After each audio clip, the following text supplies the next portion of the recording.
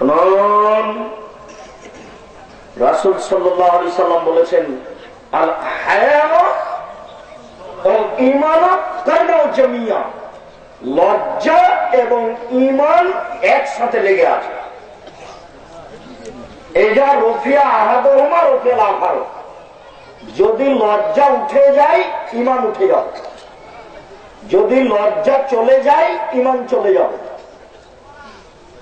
শুনুন, আমাদের নবী মুহাম্মদ সাল্লাল্লাহু আলাইহি সাল্লাম বলেছেন, ঈমান ফিল জান্নাহ, লজ্জাই হচ্ছে ঈমান, ঈমানই হচ্ছে জান্নাত। লজ্জাই হচ্ছে ঈমান, ঈমানই হচ্ছে জান্নাত। লজ্জাই হচ্ছে ঈমান, ঈমানই হচ্ছে জান্নাত। ঈমান, লজ্জা নেই যার, ঈমান নেই তার। ঈমান নেই যার, জান্নাত আছে তার।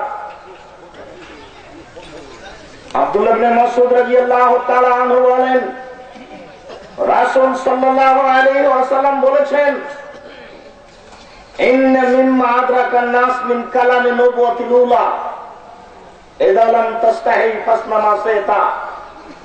পৃথিবীর সকল নবীর পক্ষ থেকে মানুষ একটি বাক্য পেয়েছে, যে বাক্যটি সকল নবী বলেছেন।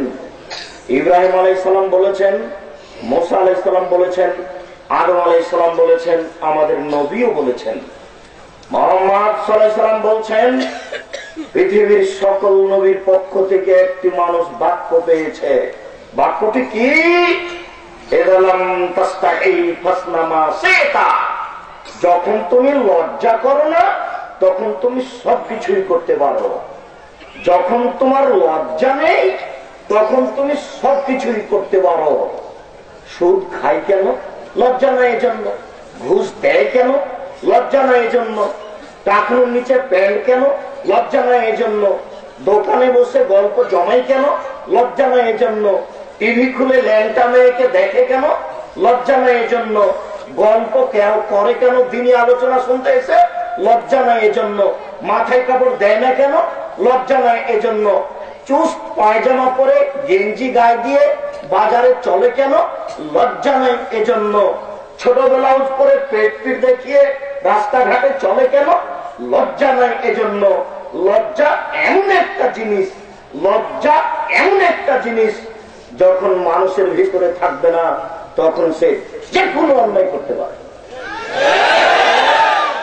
আজকের বৈঠকে আপনি মুসলিম বোন হিসাবে আপনার কাছে জোরালো দাবি রাখলাম, আপনার কাছে লজ্জাবোধের দাবি রাখলাম।